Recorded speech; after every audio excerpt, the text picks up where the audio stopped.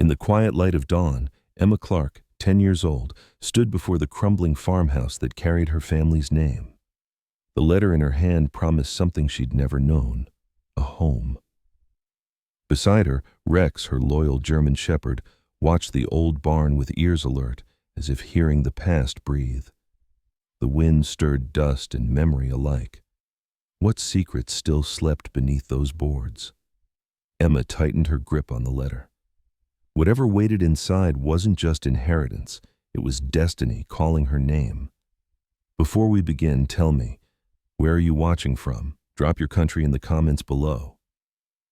The wind carried the scent of pine and wet soil through the narrow streets of Bozeman, Montana, a quiet town wrapped in the fading gold of autumn. The leaves fell like tired embers, brushing against weathered porches and half-broken fences. Inside a pale blue house at the end of Willow Lane, Emma Clarke, 10 years old, sat by the window with her German shepherd Rex, resting his head on her lap. She was small for her age, with light brown hair always escaping its braid, and gray-blue eyes that seemed too thoughtful for someone so young. Her sweater was 2 sizes too big, hand-me-downs from the foster home she shared with 3 other children, and yet she wore it like armor. Rex, 3 years old, was a sturdy dog with dark saddle markings, a scar running faintly across his right foreleg, and a quiet intelligence in his amber eyes.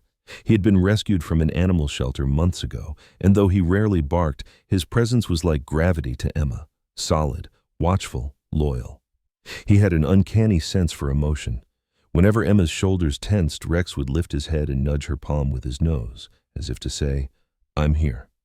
The foster house was run by Mr. and Mrs. Carter, a middle-aged couple whose kindness had grown thin with years of bureaucracy. Mrs. Carter, tall and sharp-faced, spoke mostly in clipped sentences and rules taped to the fridge. Mr. Carter, quieter, carried the look of a man who had once dreamed of something gentle and then misplaced it. They weren't cruel, not exactly, just tired.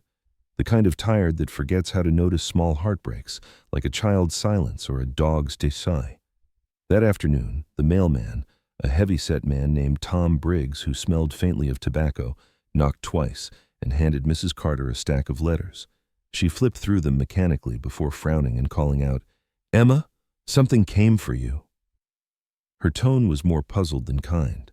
The envelope was thick, cream-colored, with an embossed seal from Dawson and Reed, attorneys at law, Helena, M.T. Emma's name was written neatly in black ink, the loops elegant and old-fashioned. Her fingers trembled slightly as she opened it under the dim kitchen light. The letter began formally, informing her that she was the sole surviving heir to the Clarke family estate, a property located near the Wind River Range in Wyoming, left to her by her great-grandparents, James and Eleanor Clarke. The words looked foreign, almost invented. Heir, estate, property. None of those belonged in her small vocabulary of ordinary survival. Mrs. Carter pursed her lips. "That must be some mistake. You don't have any living relatives."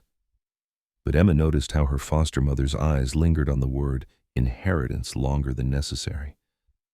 Can I see it?" Emma asked. Mrs. Carter waved her off. "I'll call them if it's real." But Emma couldn't sleep that night.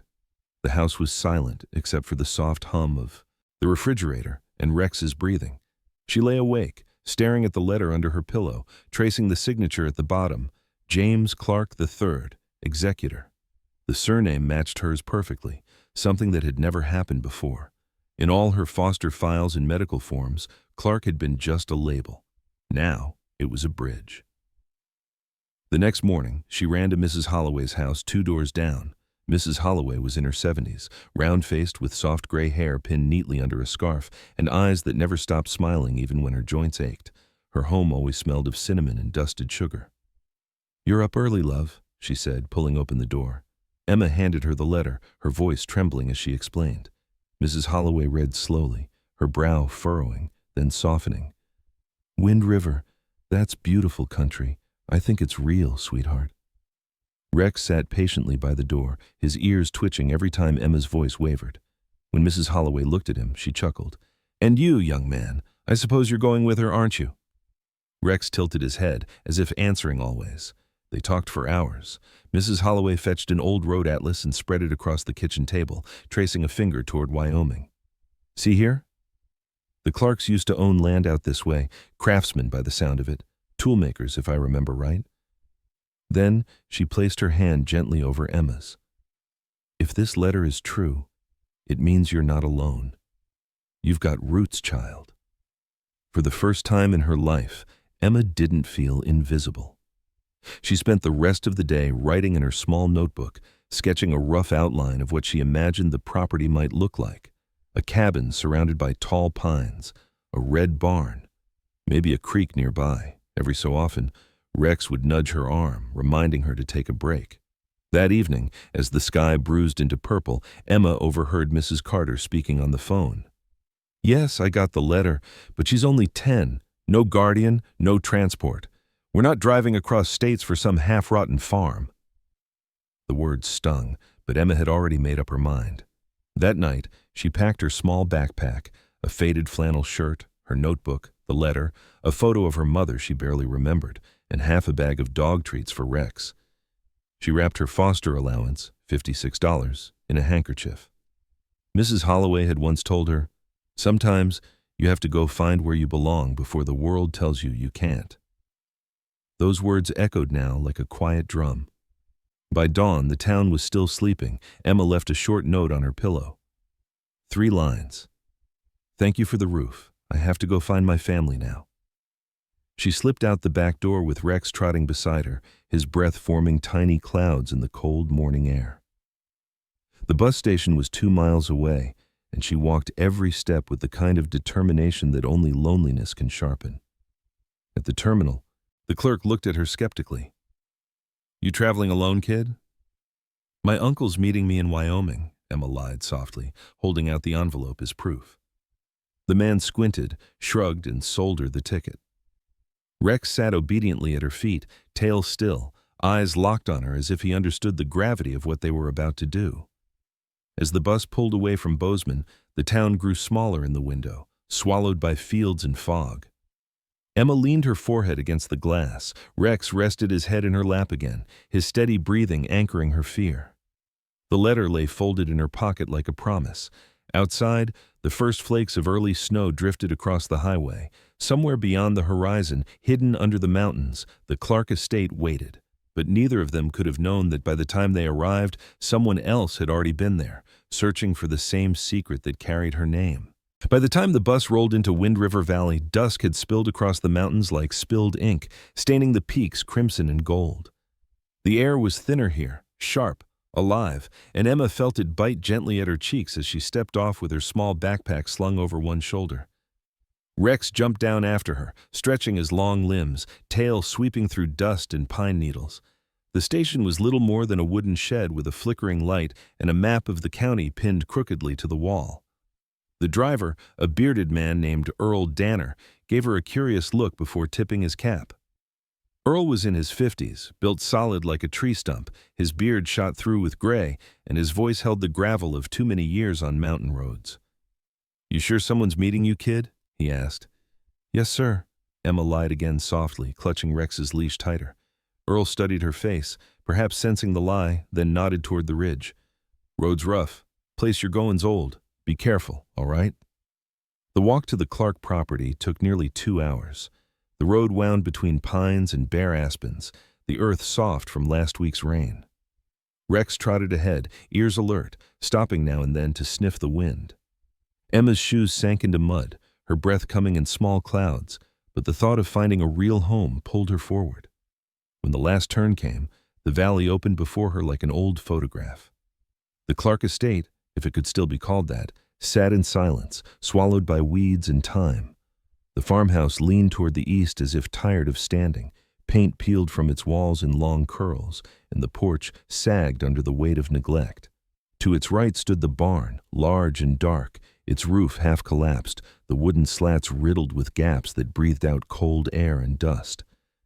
Emma stopped at the gate, heart pounding. "This is it, Rex," she whispered. The dog barked once, deep and confident, as though confirming what she already felt. They crossed the overgrown yard, the crunch of dry grass echoing faintly in the stillness. Inside the house, cobwebs draped like old lace.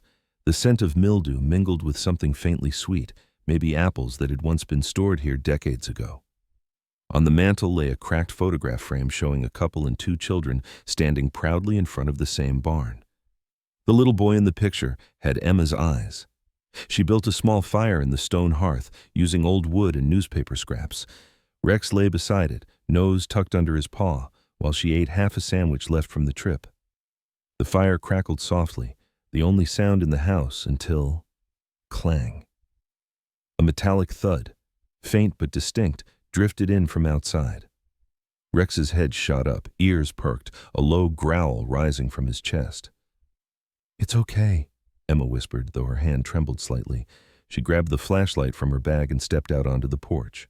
The barn loomed in the darkness like a giant watching her move. They approached cautiously, Emma's shoes brushing through damp grass. The barn door groaned when she pushed it open, releasing a gust of stale air and dust motes that danced in her flashlight's beam. The sound came again, a slow metallic scrape like something brushing wood. Rex growled softly, his fur bristling. "Hello?" Emma called. Her voice echoed back, hollow. Nothing. Only silence, thick and breathing. Inside, the barn smelled of oil, hay, and rain-soaked timber. Rusted tools hung on nails. A broken ladder leaned against a beam. Emma swept the light across the ground until it caught something shiny near the far wall. A walking stick, tall and carved with winding leaves, the initials JC burned near the handle. Her fingers trembled as she picked it up. It was heavier than she expected, perfectly balanced. "James Clarke," she murmured, remembering the name on the letter. Rex circled around her, nose pressed to the dirt, tail stiff. Then he stopped, pawed at a spot near the corner, and whined. Emma knelt beside him. The ground there looked uneven, covered with hay that was too fresh compared to the rest. When she brushed it aside, her fingers met cold metal. A trap door, its frame thick with rust, a heavy lock sealing it shut. The keyhole was small, ornate, shaped like a leaf. "Good boy, Rex," she whispered. His tail thumped once, but his gaze remained fixed on the door, ears back. Something down there made him uneasy. They searched the barn for anything that might fit the lock. Dust and shadows hid the years well. Behind a stack of broken crates, Emma found an old trunk half buried under hay. It took both her and Rex's determination to drag it free. Inside were books with swollen spines, yellowed letters, and a black and white photograph of a man with steel gray hair and a weathered face, standing beside a young apprentice. Written on the back, James Clarke and Henry Walker, 1956. The name lingered in Emma's mind. Henry Walker. Was he still alive? She tucked the photo into her bag and kept searching. At last, while scanning the rafters, a faint glint caught her eye.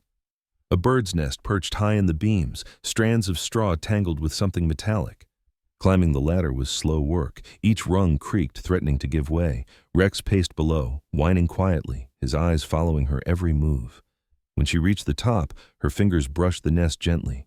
Inside lay a rusted key, small and old-fashioned, its handle shaped like a vine. "We found it," she whispered, heart racing. She slipped it into her pocket and climbed down carefully. That night, they stayed inside the house again.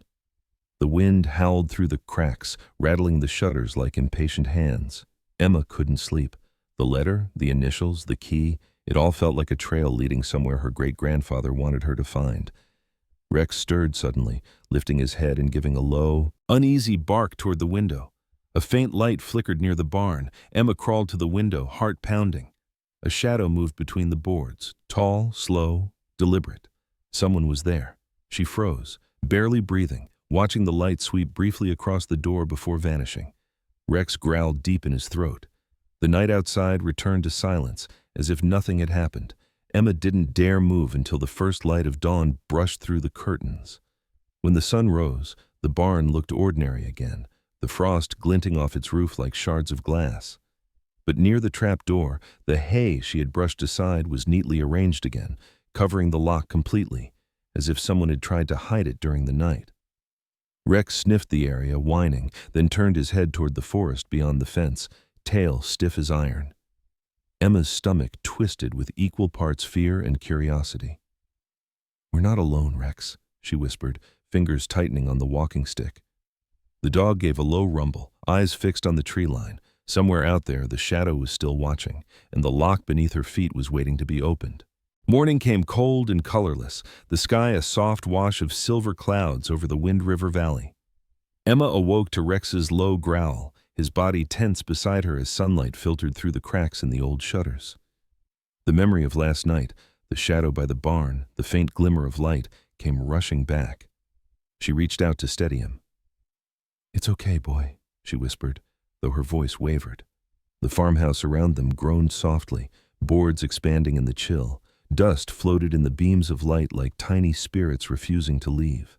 After a small breakfast of crackers and cold water, Emma decided to explore the upstairs rooms where she hoped to find something, anything, that could explain the hidden lock beneath the barn. The staircase protested under her weight, each step sighing as though warning her away. The hallway smelled faintly of lavender and age. She peeked into the first door and found what looked like a sewing room. A table with spools of faded thread, a cracked mirror, and a half-finished quilt draped over a chair. But it was the next room that drew her in. The air inside was different, dry and heavy, like a place sealed for too long. It was her great-grandmother Eleanor Clarke's bedroom. The furniture was elegant in a modest way, a wooden vanity with a carved floral border, lace curtains yellowed with time, and on the dresser, a small wooden music box coated in a thick film of dust. Emma wiped its surface carefully with her sleeve, revealing a carved pattern of mountains and swans. Rex sat near the doorway, watching, his tail flicking against the floor as if uneasy. The box had a brass key embedded in its base.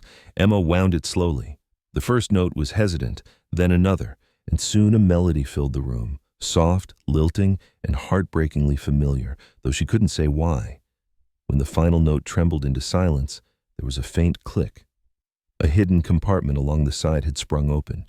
Inside lay a second key, smaller and brighter than the rusted one they'd found in the barn. Its teeth were sharp and intricately cut, almost beautiful. She turned it over in her hand, tracing the engraving, E.C., the initials of her great-grandmother. Before she could think further, Rex barked sharply, spinning toward the window. Emma rushed beside him and peered through the cracked glass. Down by the barn, a black car was parked beside the fence.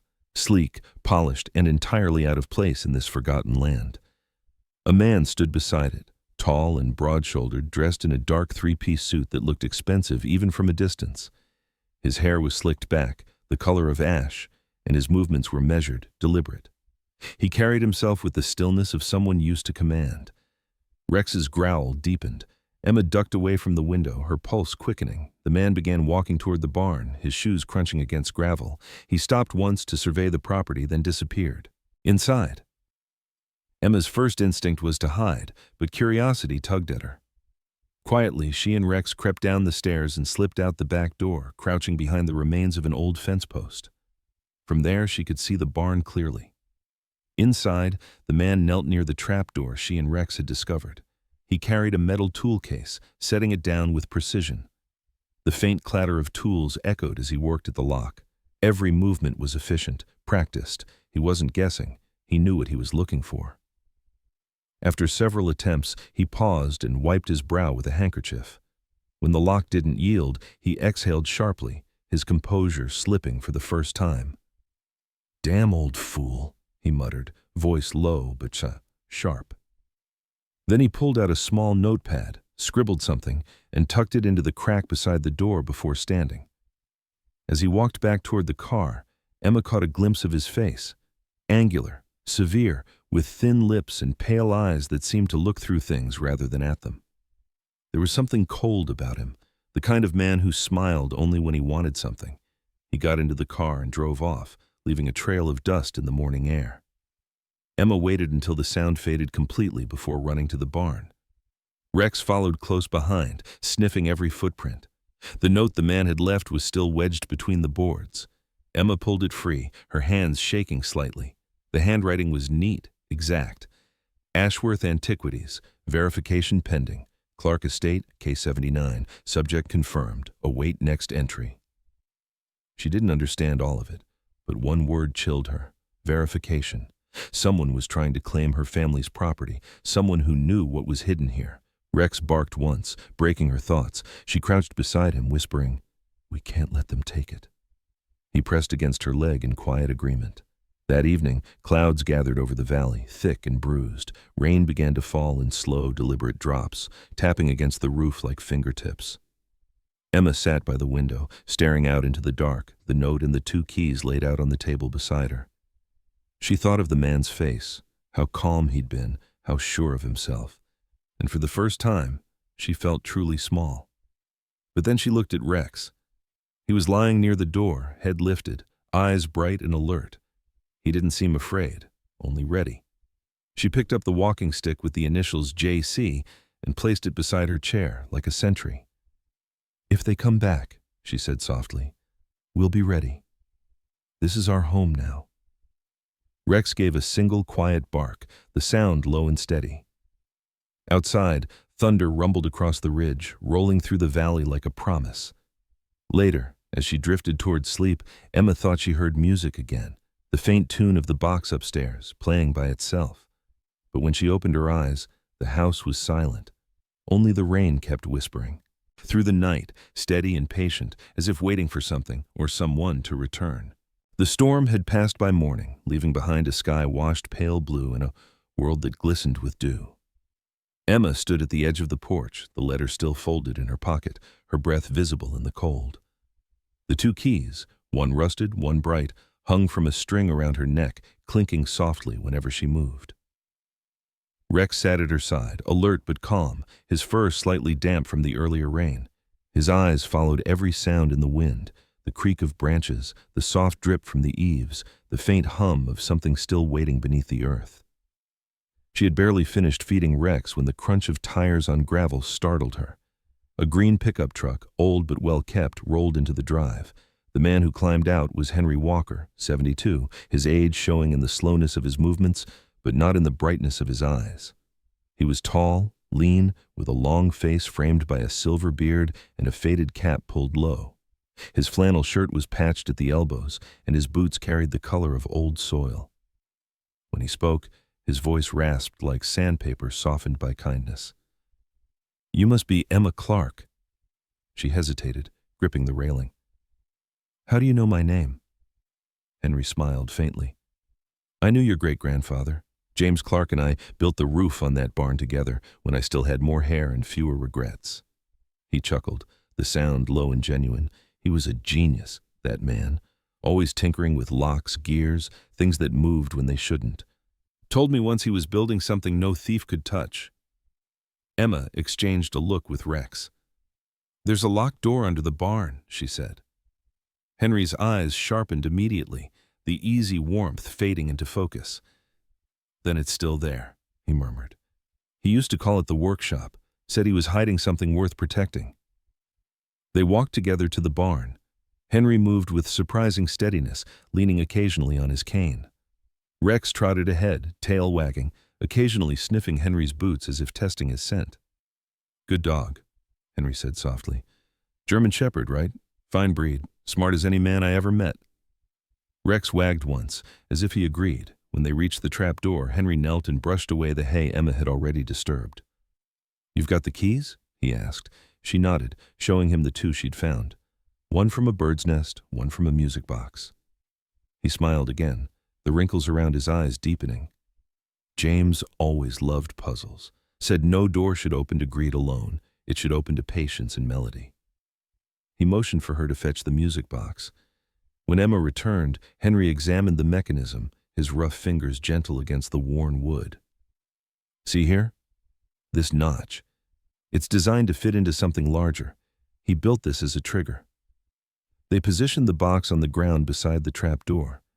As the melody played, Henry slid the rusted key into the first lock. The mechanism resisted, then turned with a satisfying click. "Now the other," he said. Emma inserted the smaller key. It fit perfectly. When the last note of the tune faded, a deep metallic groan echoed through the barn. The trapdoor shuddered, then rose slightly as if exhaling after years of silence. A narrow stairway descended into the darkness below. The air that drifted up was cool and metallic, smelling faintly of oil and cedar. Henry lit an old lantern from his truck and gestured for Emma to follow. Rex went first, his paws making almost no sound on the wooden steps. The deeper they went, the quieter the world above became until only the faint hum of the lantern remained. The stairway opened into a large chamber, the hidden workshop. Dust covered the tables, but everything was perfectly arranged, as if its owner had stepped out for lunch and never returned. Shelves lined the walls, stacked with boxes, clock parts, and small mechanical sculptures shaped like birds, flowers, and stars. In the center stood a long workbench where a large wooden chest sat covered by a canvas cloth. The lantern light danced over it, revealing carvings of swans gliding across a lake, surrounded by ornate patterns of vines and crowns. Emma's breath caught. "It's beautiful." Henry nodded slowly. James called this his masterpiece, said it was meant to keep something safe from men like Ashworth. Emma looked up sharply. "Ashworth, you know them?" "Know of them," Henry corrected grimly. "Art dealers, smugglers, depending on who's telling the story. Lambert works for them. If he's been here, it means they're close to finding what James hid." Emma stepped closer to the chest. "What's inside?" Henry brushed off the dust, his gnarled fingers tracing the carvings. "Only one way to know." He motioned for her to bring the music box again. When she placed it into a carved slot on the chest's lid, the gears beneath began to move. The box played its tune once more, this time slower, deeper, and the carvings along the chest shifted with it. The top split open with a gentle hiss of released air, revealing a velvet-lined interior. Inside lay a Fabergé egg, radiant even under the weak lantern light. It shimmered pale blue and gold, inlaid with diamonds shaped like falling feathers. Along its side, tiny swans made of white enamel appeared to glide over rippling silver water. Emma reached out, trembling, afraid even to breathe. "It's real," she whispered. Henry stared, awe mixing with sorrow. "The imperial swan egg," he said quietly. "Lost during the Russian Revolution. I thought it was just one of James's tall tales." He turned to her. "Child, do you understand what this means? That man you saw, Lambert, he'll stop at nothing now." Before Emma could answer, Rex growled, a deep guttural warning. Outside, an engine rumbled, faint but approaching fast. Henry's face hardened. "They've come back." He extinguished the lantern, plunging them into darkness. "There's another way out," he whispered. "Follow me." They moved through a narrow tunnel at the back of the workshop. The walls were damp, lined with timber supports and cobwebs. Rex stayed close to Emma, guiding her with quiet nudges whenever she stumbled. At the tunnel's end, faint light seeped through cracks in a rock wall. Henry pushed against a loose section of stone, and the wall gave way to a small exit hidden behind thick brush. Outside, the sound of the creek filled the air, steady and cold. Henry pointed to a large flat rock carved with a faint fish symbol. "Your great-grandfather marked this. It's the safe path back to the river." They crouched behind the rocks as a black car stopped near the barn above. The slam of a door echoed faintly down the hill. Lambert's voice drifted through the wind, low but sharp. "Search everywhere. They're here." Henry leaned closer to Emma, whispering, "Stay quiet, no matter what. The egg must not fall into their hands." Rex pressed close to her leg, muscles tight as a drawn bowstring. The sound of boots on gravel grew nearer, then paused. Lambert's voice again. "Find the entrance." Emma's fingers clenched around the chain holding the keys. Her heartbeat thudded in her ears as the shadows moved closer to the tunnel mouth. The only sound louder than her fear was the whisper of the creek beside them. Then Rex lifted his head, eyes glinting in the dim light, and let out one soft, deliberate growl. Snow still clung to the high slopes of the Wind River Range when the world finally learned the truth about the Clarke legacy. The discovery of the imperial swan egg had drawn more than curiosity. It had drawn the eyes of justice. In the months following Lambert's arrest near the old bridge outside Lander, word spread quickly. Professor William Ellis, a man in his late 50s with thinning blonde hair and the perpetually ink-stained fingers of an academic, came to the Clarke property to authenticate the find. His manner was calm, thoughtful, his eyes full of the quiet excitement of someone who'd spent his life searching dusty archives for moments like this. Alongside him was Dr. Miriam Chen, a meticulous conservator in her early 40s, petite, with sharp black eyes behind wire-rimmed glasses, and the steady patience of a scientist who treated every artifact like a living thing. They examined the egg under soft lamplight, their voices low and reverent. "It's genuine," Ellis whispered at last. "A missing Fabergé from 1916, the craftsmanship unmistakable." Miriam smiled faintly, her tone both awed and sad. James Clarke protected it better than any museum could. Within weeks, federal agents arrived. Files from the FBI's Cultural Property Division confirmed the Ashworth network's involvement in illegal antiquities trade. Lambert, unmasked as their field operative, refused to speak during questioning. The case made headlines from Denver to Chicago, but Emma barely noticed. While reporters and officials came and went, she stayed mostly by the porch with Rex, who still carried a faint scar on his shoulder from their escape through the forest. He would lift his head whenever strangers passed, but never barked unless they lingered too long near the barn. By spring, the Clarke property was no longer a ruin.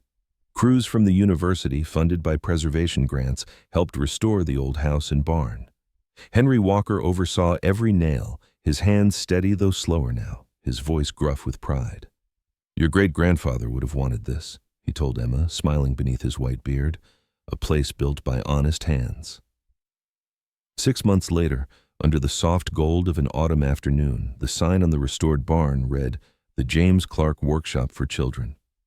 Inside, benches lined with wooden gears, small vices, and brass screws glinted under the light. Local kids learned to sand wood, repair clocks, and even build simple wind-up toys. Emma, now more confident, helped them measure, explain, and laugh when mistakes happened.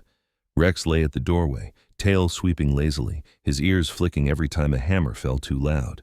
The sound of his bark sometimes echoed like a reminder of the night everything had changed. One day, Mrs. Holloway visited, her gray hair tucked under a knitted hat, her cane tapping rhythmically on the new porch boards. "You've done something remarkable, dear," she said, watching the children through the open doors. "You turned a secret into a legacy." Emma smiled shyly. "I think it was already won. I just found it." That evening, as the valley turned amber and the air grew cool, Emma sat with Henry and Mrs. Holloway on the porch steps. The mountains stood dark against the dying light, and a single star blinked in the distance. Rex rested his head on her knees, his fur warm, his eyes half closed. "Grandpa James said people measure worth by what they keep," Emma said softly, "but I think he was wrong. It's what we share that matters." Henry nodded slowly. "That's how real legacies survive, child." Somewhere inside the house, a faint melody began to play, the same gentle tune from Eleanor Clark's music box. It drifted through the open windows, mingling with the whisper of the pines. Emma didn't move. She only smiled, her hand resting on Rex's back. The music wasn't haunting anymore. It was home.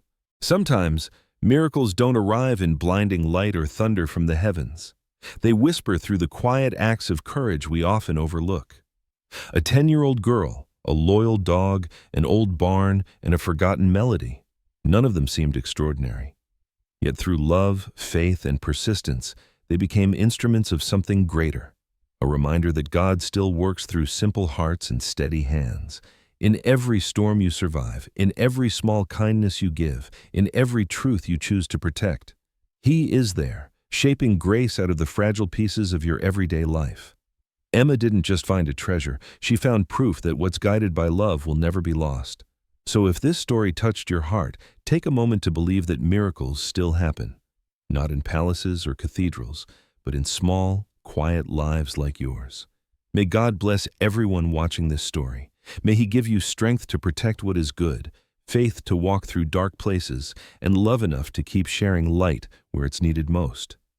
If you believe that compassion and faith can still change the world, like, share, and comment below with your thoughts. Tell us, what miracle has quietly shaped your life? And don't forget to subscribe for more stories of hope, redemption, and the unseen grace that God still hides in ordinary days.